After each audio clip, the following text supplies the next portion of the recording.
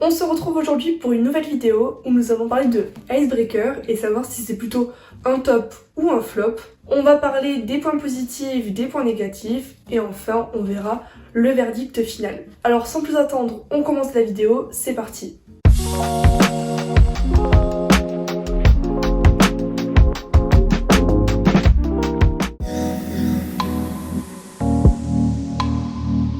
Le livre Icebreaker, il a été publié le 22 novembre 2022 par l'auteure Hannah Grace. Cette femme, elle est britannique, c'est pour ça que l'adaptation en français est sortie en 2023, plus précisément le 23 août 2023 par la maison d'édition Hachette. Icebreaker, c'est le tome 1 de la collection Maple Hills et ce livre va suivre l'histoire de Anastasia et Nathan dans un enemy to lover. Les thèmes du livre, comme vous vous en doutez, c'est l'amour, l'amitié, la trahison, le sport bien évidemment.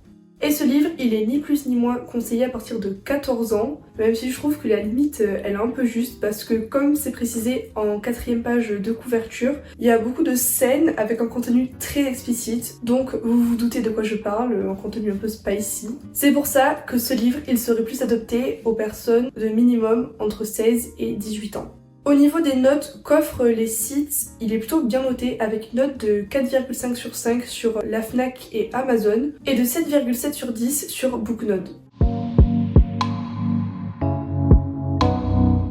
Maintenant, on va parler des points négatifs du livre. Déjà, le premier point qui revient auprès des lecteurs, c'est bien évidemment le contenu spicy dans les scènes. C'est-à-dire que si on regarde sur 50 chapitres que contient le livre, il y en a 11 qui se portent principalement sur des scènes. Certains lecteurs, ils ont même considéré leur relation entre Nathan et Anastasia comme malsaine, dû au fait qu'à chaque fois qu'il y a un petit problème entre eux, ils vont directement faire des bêtises. Et ça enlève un peu de sens à l'histoire et surtout le romantique. Un autre exemple qui montre que c'est assez malsain et pas très romantique, c'est comment Anastasia se nomme dans le téléphone de Nathan et surtout le fait qu'il ne change pas ce nom durant même le fait qu'ils soient ensemble.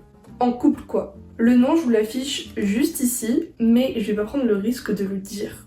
Un autre point négatif qui est revenu, c'est les personnages un peu clichés et donc ça enlèverait du relief aux personnages. Parce que si on regarde bien, leur relation elle commence beaucoup sur des critères de beauté et ensuite elle se résume énormément à des scènes de smut. En parlant de ces scènes-là, beaucoup de lecteurs trouvent que les scènes sont beaucoup trop longues et beaucoup trop explicites, c'est-à-dire que parfois elles s'étalent sur 2 chapitres et c'est vrai que ça fait un peu beaucoup. Une chose très importante que les lecteurs n'ont pas trop apprécié, c'est le fait qu'au début il y a des personnages très présents et qu'après ils disparaissent. C'est par exemple le cas de Ryan qui est le BFF de Anastasia, même si ils font plus que ce que font des BFF initialement. Alors au début on le voit beaucoup dans l'histoire, mais petit à petit il disparaît et à la fin il y est plus du tout. Toujours au niveau des personnages, ce qui a été relevé, c'est qu'il y a beaucoup de surnoms ridicules et super raccourcis pour un peu tous les prénoms.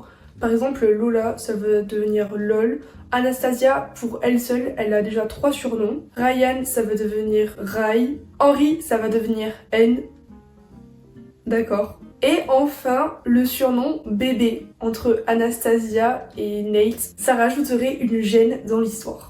Ce problème-là, il vient peut-être de la traduction du livre, vu qu'initialement c'est un livre donc anglais. C'est que toute la description du livre qui se fait, elles sont assez fades. Et aussi il y a beaucoup de répétitions de mots, donc le vocabulaire il n'est pas forcément hyper recherché. Mais en regardant un peu plus loin, il est dit que le livre serait mieux en version originale, ce qui est d'ailleurs souvent le cas.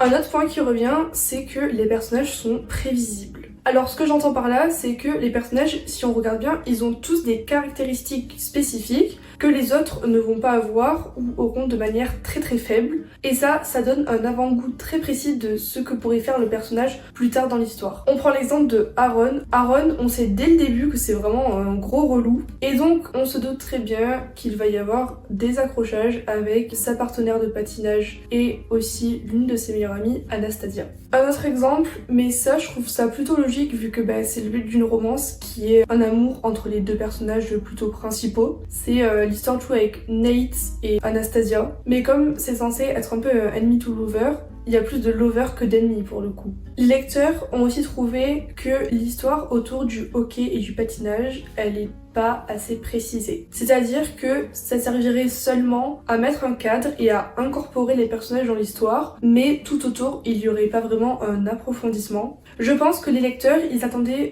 surtout plus de détails sur les sports, sur les scènes de match et compétition, pour que le tout soit encore plus réel. Maintenant, on va passer au point positif. Le premier qui revient énormément, et ça, quand on le lit, on le remarque de suite, c'est l'importance qui est accordée au consentement. Dans le livre, dans toutes les scènes spicy, on va voir qu'à chaque fois, il y a la demande « est-ce que tu le veux vraiment ?» ou même dans toutes les scènes en général, il n'y a jamais aucune décision qui est prise sans l'accord de l'autre. Un autre point, c'est que le livre, il est plutôt léger et agréable à lire, donc ça va pas être un livre compliqué. Il est même très good vibe avec parfois des passages drôles. Et à ce niveau-là, c'est plutôt mitigé entre les lecteurs, c'est-à-dire qu'il y a un peu deux camps. Là où certains vont trouver que les personnages ont pas assez de relief et donc ne sont pas assez attachants, d'autres vont trouver que les personnages sont au contraire super attachants par leur dialogue et leur spécificité.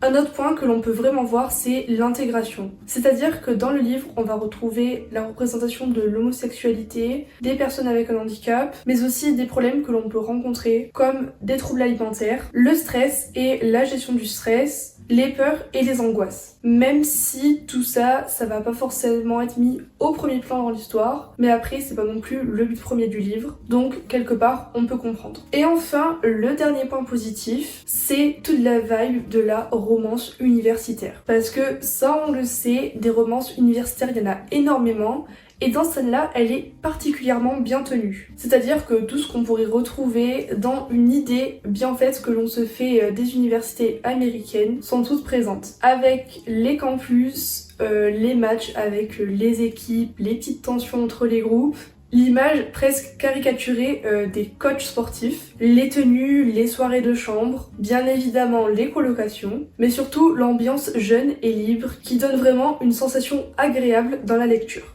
Alors ce livre, il est plutôt top ou flop ?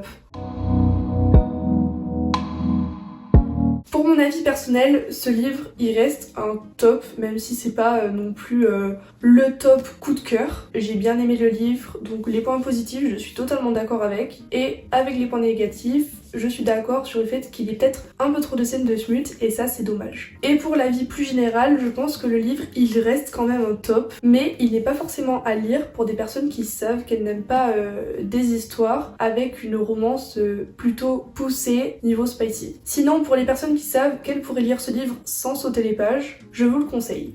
Et voilà, c'est la fin de cette vidéo, j'espère qu'elle vous aura plu. N'hésitez pas à me dire en commentaire ce que vous avez pensé de ce livre et si vous ne l'avez pas encore lu, si vous aimeriez bien le commencer. En attendant, n'hésitez pas à partager, liker et vous abonner. On se retrouve très bientôt pour une prochaine vidéo, bye bye!